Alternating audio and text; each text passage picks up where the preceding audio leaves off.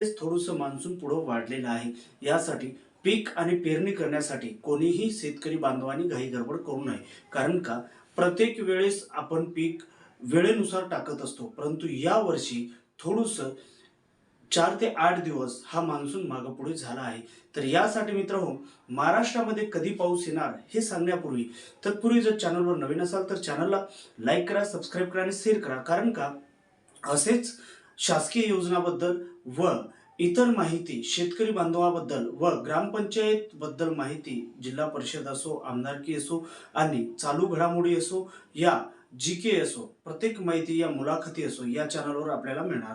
तर बघूया महाराष्ट्रामध्ये मान्सून येण्याची तारीख काय. तर महाराष्ट्रामध्ये 8 जून पासून तर 15 जून पर्यंत महाराष्ट्र राज्यामध्ये मान्सून येण्याची शक्यता आहे असं सांगण्यात आलं आहे. तत्पूर्वी 1-2 दिवस मागे-पुढे होऊ शकतो, परंतु महाराष्ट्रामध्ये 8 जून पासून हे आभाळ राहणार आहे.